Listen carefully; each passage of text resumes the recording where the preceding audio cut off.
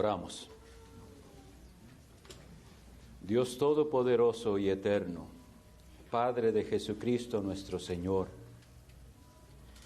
suplicamos en el nombre de tu Hijo que nos des tu bendición esta mañana, enviando a tu Espíritu Santo para que Él nos ilumine y nos haga entender tu palabra, que actúe en nuestros corazones para que tengamos sincero interés y estemos atentos a la exposición de tu palabra.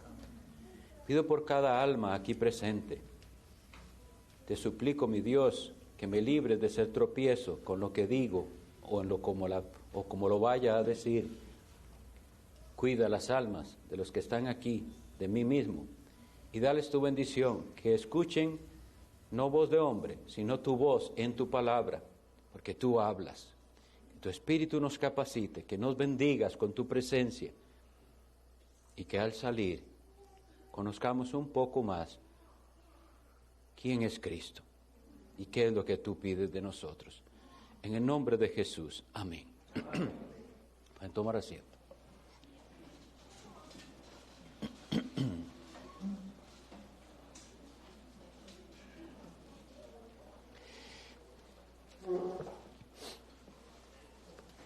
Este año iniciamos una serie de sermones en el libro que se llama Cantar de los Cantares de Salomón.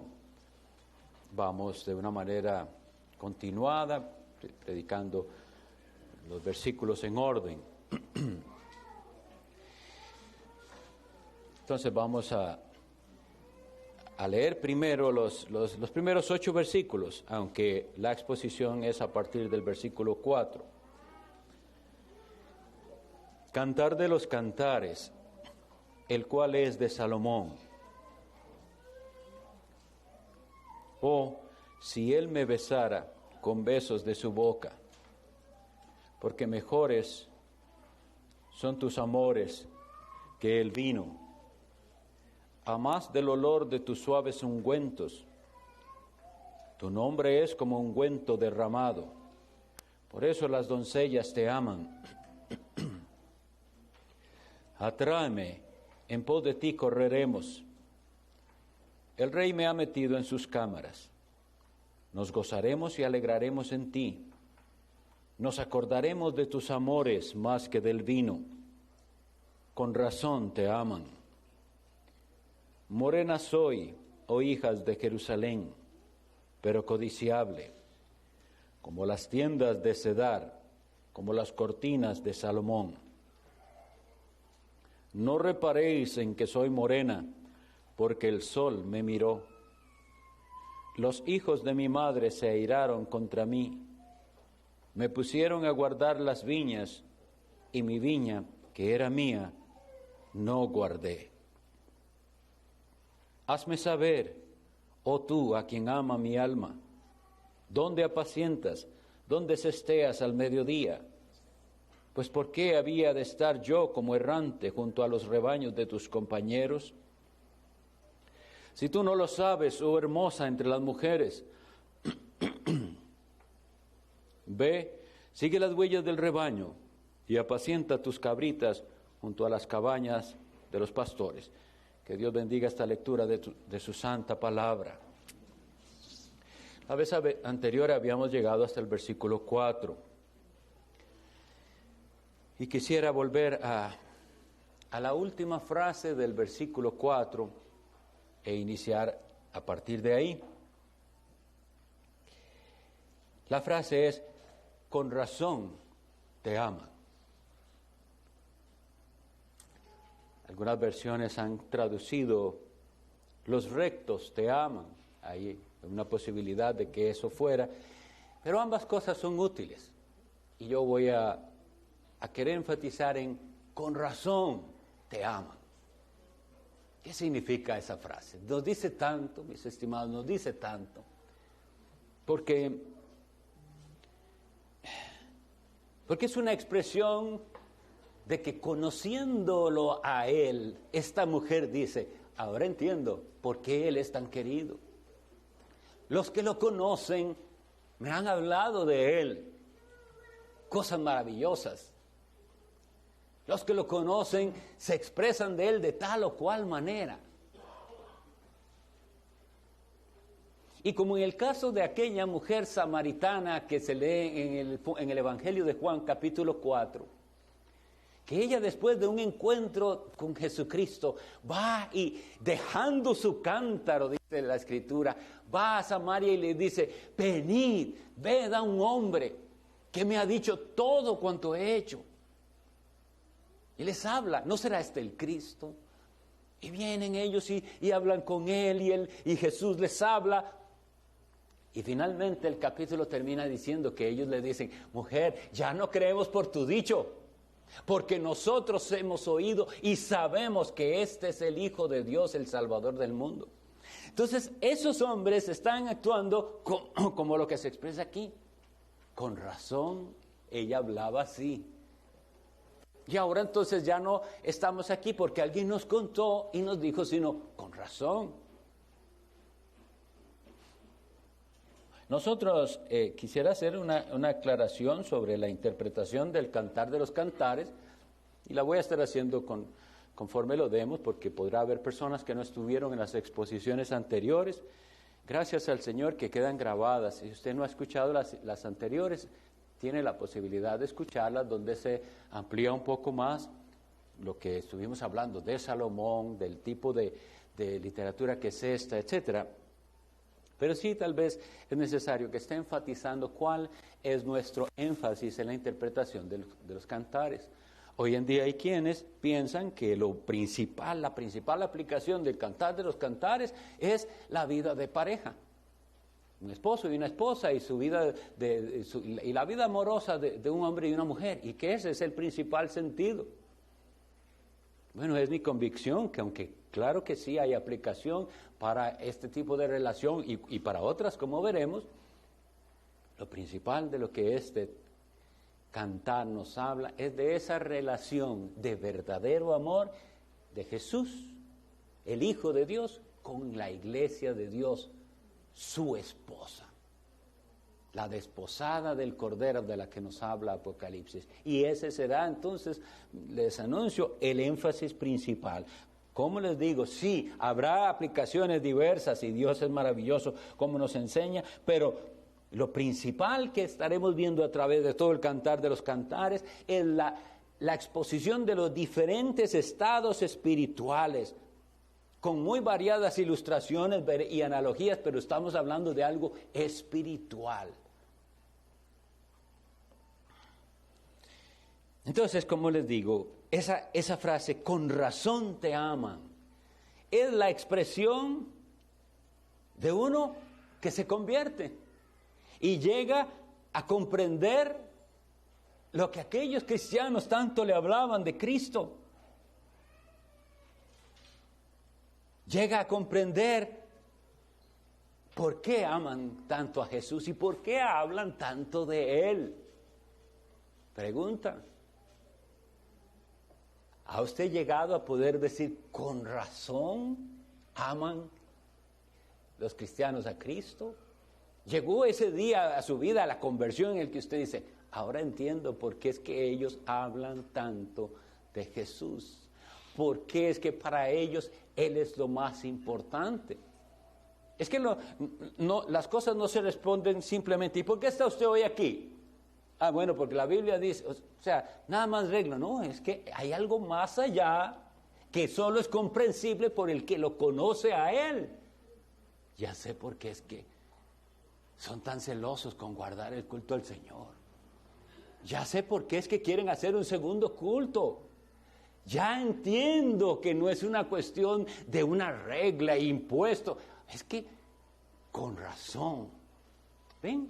Pero lamentablemente cuando la persona todavía no, uno porque no se ha convertido, algunos, otros porque no han llegado a este punto, no entienden por qué tanto y para qué. Y ya no fuimos en la mañana, ya no leímos la Biblia hoy otra vez, ya no oramos. Cuando las personas tienen una religión en la cual ellos creen que oran mucho porque oran cada vez que comen, oran por los alimentos y creen que ya eso es orar mucho. no tienen una vida de comunión con Jesús. Entonces no pueden saber por qué es que lo aman. Pero nosotros, y espero que usted sea de los que puedan decir, con razón, aman a Jesús. Versículo 5 dice, morena soy, oh hijas de Jerusalén, pero codiciable, como las tiendas de Cedar, como las cortinas de Salomón. Aquí en nuestra versión se traduce morena, es una posibilidad, pero realmente la palabra se puede traducir negra o oscura. De lo que está hablando es de que ella se ha vuelto así, tostada, y él dice, ¿por qué? Porque es que su piel está de ese color. ¿Por qué? Y ella dice después, en el versículo 6, no reparéis en que soy morena, porque el sol me miró. Obviamente la ilustración es la de la persona que trabaja en el campo. El que trabaja en el campo con el duro sol, imagínense, por más sombrero que usted se ponga, lo que sea, se va a tostar su piel. Entonces, no sin razón ella tiene este color. Estamos hablando primero de la ilustración, ¿verdad? El que trabaja en el campo, el que recibe mucho sol, por eso es que está. Es como las manos. Si usted le da las manos a alguien y son demasiado suaves, yo digo, este no hace mucho trabajo. Hay una razón para tener las manos de así, entonces se le da la mano a alguien y sabe qué tipo de trabajo que tiene. Es decir, no es por casualidad que las tiene así. Entonces es lo mismo que está diciendo, yo llegué a esto, hasta esta piel tan tostada, porque he llevado sol. Y de lo que estamos hablando aquí, de ese llevar sol, es trabajo. No es que andaba en el estadio, es trabajo. Y algo estaba haciendo. Entonces, cuando ella responde en el versículo 6, esa frase, no reparéis en que soy morena, ¿no? Y pongámoslo de esta manera, porque pudiera ser que otros por su piel ni siquiera es que se ponen morenos, se queman del sol. Pero el asunto que ella está diciendo, esto es el efecto de algo. Y ella lo dice de una manera poética muy preciosa. El sol me miró. Y eso tiene un significado.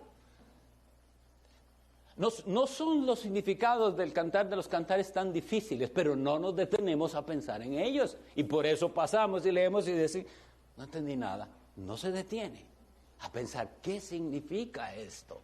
¿Qué significa que el sol la miró? ¿A quién la Biblia compara al sol?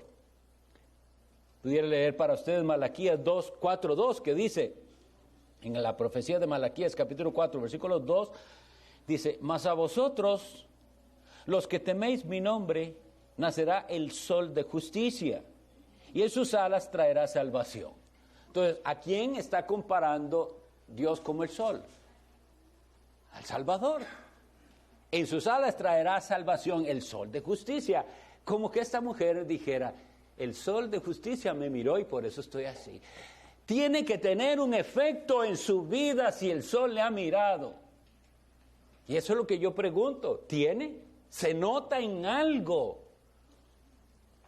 Como digo, se nota su actividad en sus manos, en el color de su piel, en lo natural. Ahora, a lo espiritual, ¿se nota en algo? Bueno, tristemente, la gran mayoría de los cristianos de hoy en día, y me refiero a cristianos evangélicos, son tan similares a los cristianos no evangélicos o a los impíos y a los mundanos que no hay diferencia. No parece que hayan visto al sol de justicia o que el sol de justicia los haya visto a ellos. Esa exposición y contacto con el sol tiene un efecto y entonces se espera que espiritualmente hablando también tenga un efecto en nosotros. La pregunta es, ¿qué efecto ha causado en usted, en su vida, conocer a Cristo? Por eso digo que es muy, muy diferente la manera en que ve la religión el verdadero convertido que el no convertido. Porque la gente se nos aproxima a preguntar, ok, usted está yendo a esa iglesia ahora, esa iglesia, ¿verdad? Y entonces, ¿y ahí qué? ¿Les prohíben tal cosa? Y comienza a ver qué usted puede y no puede hacer. Esa es la manera en que el mundo lo ve.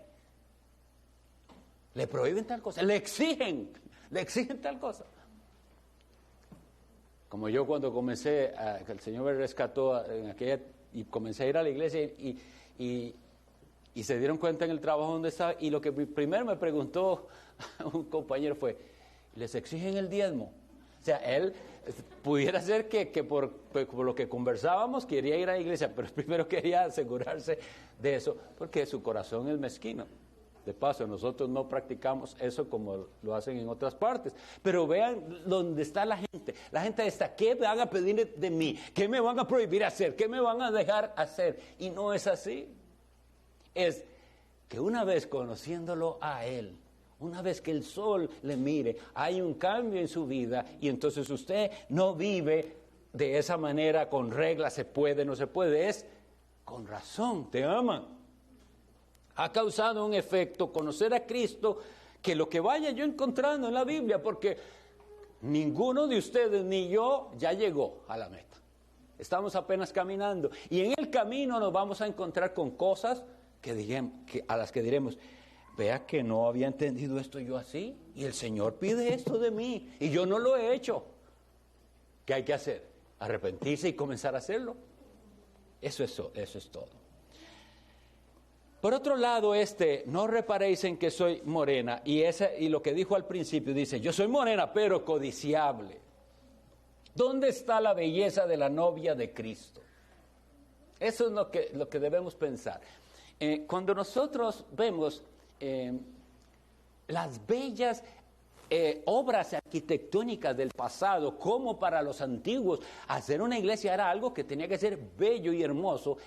Fue por esto, porque el énfasis en esa época era eso, la iglesia es ahí, esa es la iglesia, el lugar donde se reúne, y tenía que ser algo hermoso y bello.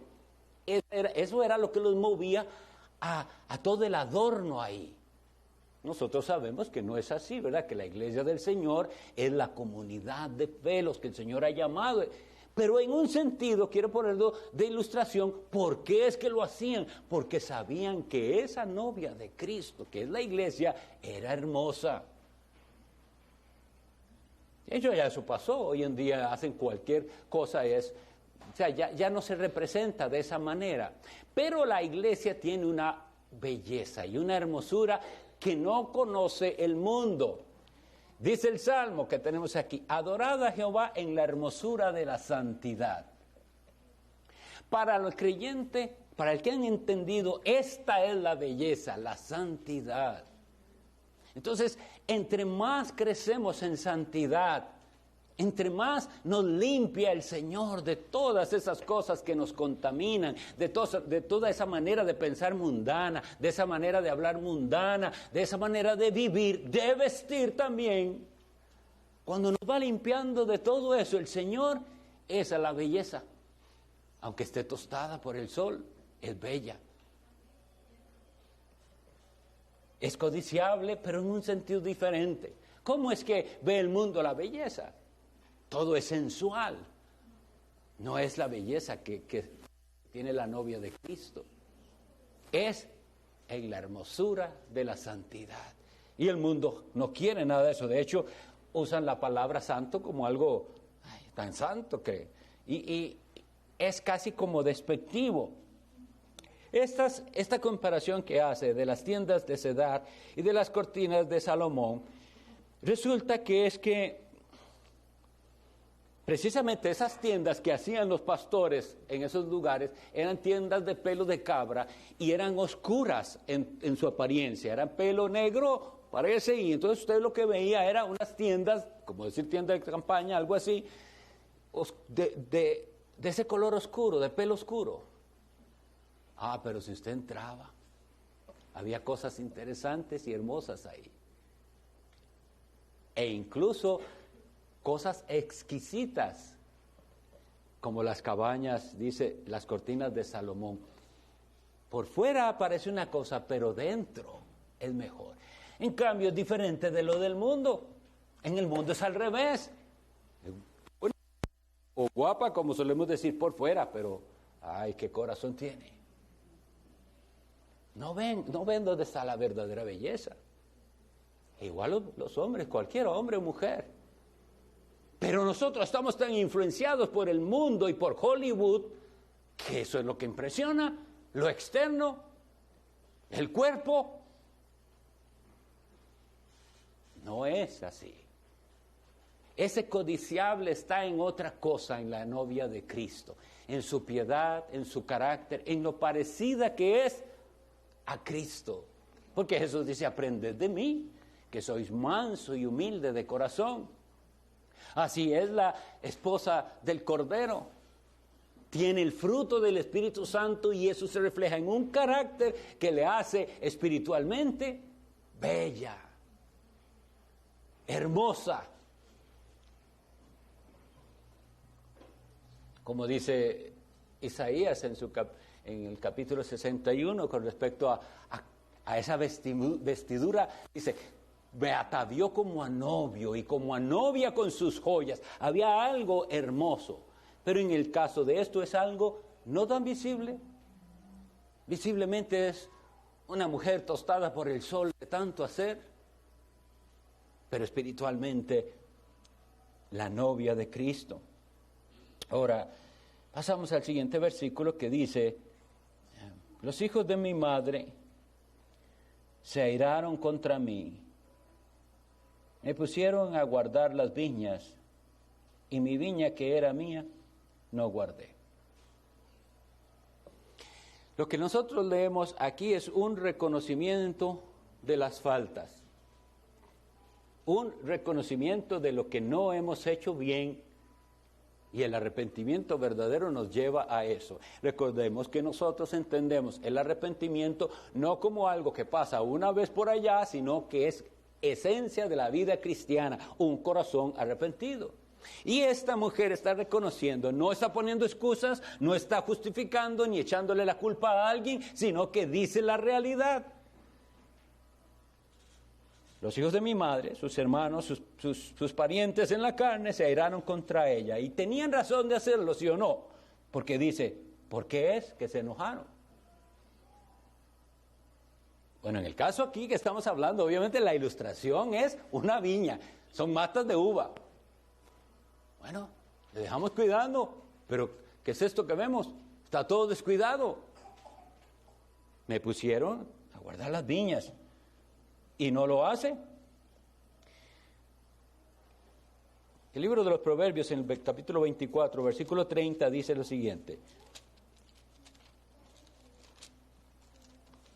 Presten atención, mis hermanos.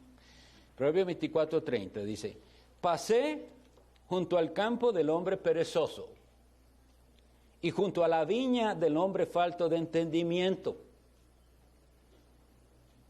Y he aquí que por toda ella habían crecido los espinos. Ortigas habían ya cubierto su faz, y su cerca de piedra estaba ya destruida. Miré y lo puse en mi corazón, lo vi y tomé consejo. Un poco de sueño, cabeceando otro poco, poniendo una mano sobre mano, otro poco para dormir. Así vendrá como caminante tu necesidad, etcétera. Bueno, eso que está diciendo Proverbios es lo que le pasó a ella. Tengo que cuidar la viña, tengo que ir a quitarle, pero hoy sí que tengo sueño, me voy a quedar. Y le volvió a pasar, y le volvió a pasar, y descuidó la viña. Y él llegó a estar en el estado dice, pasé por la viña de ese hombre perezoso, y veo, dice, ¿qué es ese descuido? Esa viña no va a servir. Y para los niños que tal vez esa palabra no la escuchan, viña es un sembradío de matas de uva, ricas que son las uvas. Bueno, las matas de uva se llama vid, y cuando tenemos muchas matas de uva es una viña, pero hay que cuidarla. Imagínense que una mata de vid, para que pueda producir, se necesita por lo menos 3 años. Pero hay que cuidarla para que a los 3 años usted comience a producir. Pero vean lo interesante. Estuve leyendo que una vez que ya está, puede producir hasta por 100 años. Una mata de uva dura tantísimo, produciendo, si usted la cuida bien. Por eso los viñedos de estos productores de vino y todo son la excelencia. Y cuidan esas matas como algo, bueno, de eso es de lo que estamos hablando. Pero ella dice, tenía una viña que era mía, no la he cuidado. ¿Y por qué? Por perezosa. Y entonces comenzó a crecer, como leímos ahí, las espinas y la maleza, como decimos nosotros. Ahora, aplicación. Como les decía, es muy diverso las ilustraciones y se aplican a tantas partes porque aquello que usted no cuida se va a deteriorar y va a ver los resultados. Y claro que sí, lo podemos pasar a las relaciones personales. Empecemos entonces por esposos. Si no cuida la relación, con todas las maneras en que la Biblia nos dice de cuidar esa relación, con ese ingrediente de respeto mutuo, de perdón mutuo, porque somos pecadores y nos ofendemos, y tiene que haber perdón, una y otra vez perdón, y tolerancia, y paciencia, y de esa manera se cuida la viña, y por eso da fruto. Si usted no hace eso, la relación se deteriora, y 2 extraños comienzan a vivir en la misma casa. Claro que sí hay aplicación a la vida.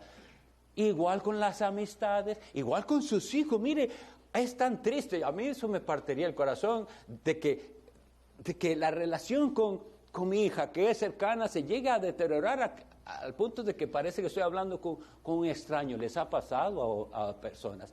Dice, mi hijo, mi hija, no lo conozco. Hablamos, dice, es como que fuera un extraño. Todo eso pasa por el descuido. Me pusieron a guardar la viña y mi viña que era mía no guardé. Dejó que creciera la maleza y los cardos y los espinos. No le quitó la hierba, no la regó apropiadamente. No vio si había alguna plaga, no revisó. Así es el cuidado de las relaciones personales. Sean esposos, sean amistades, sean hermanos, sean los hijos. No se puede descuidar porque no veremos entonces fruto. Eso no produce nada o veremos ruina. Pero lo más que nos importa es a la verdadera aplicación que es su vida espiritual. Si usted no cuida la viña que se le dio a cuidar, no espere buenos resultados, será terrible.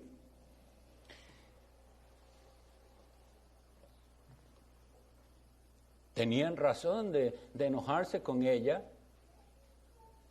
por el gran descuido. Entonces, si no hay diligencia, si hay negligencia espiritual, tendremos un día que decir como ella, se me dio algo y no lo cuidé. Y lo triste con esto es que a veces Dios tiene que retirar sus bendiciones para que las comencemos a apreciar. Que no nos pase eso. Pongámonos a cuidarlo, lo que Dios nos ha dado. A veces pudiera pasar de una manera que no pensamos, y es la siguiente: cuando sobrevaloramos lo que Dios nos da, y aquello que Dios nos da, en vez de ser algo que se cuida para disfrutarlo, estoy hablando ahora de cosas materiales, se convierte en sí mismo en un ídolo. Estamos sobrevalorando lo que Dios nos da. Entonces miren esas 2 maneras, que son formas, son trampas que yo creo que el enemigo pone. Vuelvo a explicar, estamos hablando de las bendiciones materiales que tenemos. Familia, trabajo, todo lo que Dios nos da en esta vida, los dones. Si usted los descuida, como les digo, va a haber un problema. Pero si los sobrevalora, va a haber otro problema. Porque todo eso no está dado para que usted ponga eso como su principal prioridad. Su principal prioridad debería ser su unión con Cristo, porque Cristo fue el que le dio eso a cuidar. Entonces, como les digo, a veces Dios tiene que retirar sus bendiciones cuando son no apreciadas y a veces cuando son sobrevaloradas. Ahora, lo que nunca nosotros valoramos suficiente es nuestra gran salvación que nos dio Dios en Cristo. Y los quiero llevar a Hebreos 2:3 para que vean que eso es el lenguaje de la Biblia, que nos llama a estar alertas. Hebreos 2:3. Vean las palabras del Señor. Dice, ¿cómo escaparemos nosotros si descuidamos una salvación tan grande? Una salvación tan grande puede ser descuidada. ¿Cómo escapará? ¿Piensa usted que puede vivir negligentemente? Tener una mini vida de oración, medio leer la Biblia a veces y que no se va a ver afectada su vida espiritual. Aquí nos dice, ¿cómo cree usted que se va a escapar si descuida la viña? Y ahora sí, en el sentido espiritual, que es esa comunión con Cristo, esa vida espiritual, ¿nunca va a dar fruto así usted? Filipenses 2:12 dice así.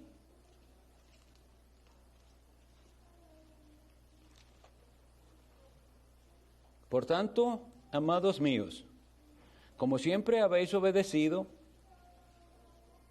no como en mi presencia solamente, sino mucho más ahora en mi ausencia, ocupaos en vuestra salvación con temor y temblor. Oigan, ocupaos, guarde su viña. Si verdaderamente usted tiene esto, usted lo entenderá. Tenemos aquí entonces 2 versículos que nos advierten terrible. ¿Cómo escapará si lo descuida? Y la otra dice, ocúpese de eso, con temor y temblor. Y él da una razón que debería ser la de mayor peso, el apóstol Pablo, cuando dice, ocupaos en vuestra salvación con temor y temblor. Y él dice lo siguiente, porque Dios es el que produce en vosotros, así el querer como el hacer por su buena voluntad. Si el apóstol Pablo está dando esa como razón de que es Dios quien produce en el creyente el querer como el hacer, esa es la razón del temor y temblor. Porque si usted no siente querer y mucho menos hacer, entonces no hay una obra de gracia en su vida. Dios no está produciendo nada en usted. No, tenemos que diligentemente trabajar porque decimos, como el versículo de hoy, haced firme vuestra vocación y elección. Esto no se trata de que, sí, yo creo en la elección y lo predestinado. Y ya. Bueno, si cree en eso, tiene que dar los frutos que eso supuestamente da, que es a la imagen de Cristo. Entonces, me pusieron a guardar las viñas y mi viña que era mía no guardé. Nos habla, mis estimados, del descuido de la viña. En sus varias aplicaciones la hemos visto, pero la que más me interesa es, piense, si usted no toma tiempo apropiado para orar, si usted no toma tiempo apropiado para profundizar en la palabra de Dios, no tendrá una vida espiritual saludable. Las plagas de la falsa doctrina van a venir. El error le impedirá ver fruto en su vida cristiana. La planta, recuérdense, una planta se va acercando desde las raíces. Tiene que regarse, se va secando desde abajo, a veces, y hay su tiempo, a veces todavía no se ve por fuera el problema, pero ya está en las raíces. Así debemos nosotros al leer esto reconocer, no he cuidado lo que Dios me ha dado como debería, mi viña que era mía no guardé. O hay alguien aquí que puede venir y decir, yo sí la guardo perfectamente.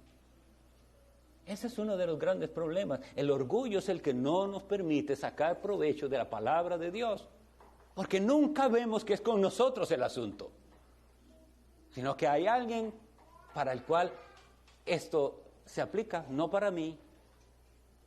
Pensamos en alguien y no en nosotros. No, por favor, piense hoy y diga, yo soy esa que está diciendo ahí, mi viña que era mía no guardé.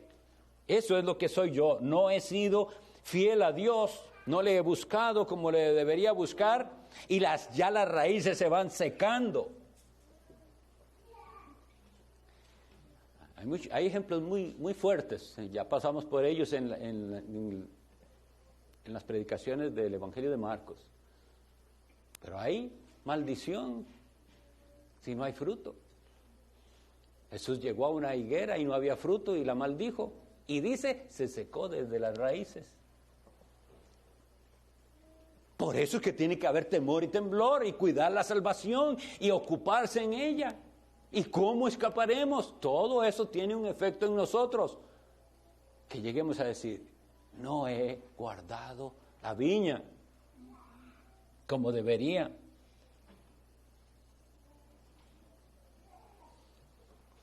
Cuando leemos aquí, los hijos de mi madre se airaron contra mí, entiendan esto. Muchos puede que se enojen al ver que no hay fruto en algunos. Y si nosotros somos una iglesia como debe funcionar, si vemos a alguien que no da fruto, debe dolernos. A veces nos enoja decir, pero mire cuántos años tiene ya de estar en la iglesia y de oye la palabra y todo, pero fruto no se ve.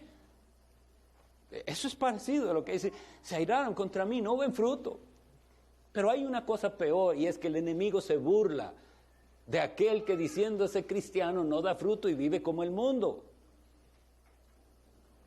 Entonces, sabiendo esto, volvamos al Señor y reconozcamos, porque eso es lo que se necesita, arrepentimiento. Y decir, mi viña que era mía, no guardé.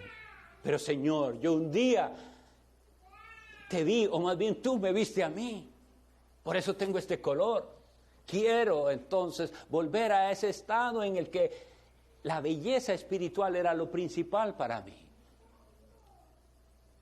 Debemos que pedir al Señor perdón, que nos hemos enfocado en cosas vanas y pasajeras, no necesariamente malas ellas, pero ¿por qué ese enfoque? Mis hermanos, tenemos que luchar, vivimos en un mundo tan materialista. Es que eso es todo, tener, adquirir. Aquí veremos que esto se trata de relación, de un caminar con Él. Habíamos leído la vez anterior, atráeme en pos de ti. ¿Conoce usted lo que es estar con Él? ¿Puede decir, yo sé lo que es estar en las cámaras del Rey? Ese es el lenguaje precioso que vemos aquí, pero es desconocido para muchos que dicen ser cristianos. Y el Rey me ha metido en sus cámaras. Y quién sabe qué cosas se imaginan, es su presencia, estar con Él. Esos espacios y momentos solos con Él. Cada uno de nosotros, yo les recomiendo, yo sé que algunos tienen diferentes circunstancias y dificultades, pero debemos identificar cuál es ese momento especial, aparte. Algunos pueden hacer un rinconcito en el jardín, otros en el baño, donde sea, que usted puede decir, estoy en las cámaras del Rey. No físicamente hablando, puede ser un lugar no tan bonito, pero estoy con el Rey. Si usted desconoce eso, es porque no le ha conocido a Él. Pero le invito entonces a que piense en estas cosas y que este lenguaje le mueva y que usted un día pueda decir como empezamos, con razón aman a Cristo estos cristianos, y decir yo también. Vamos a pedir al Señor que bendiga esta exposición en nuestros corazones antes de prepararnos para la cena del Señor.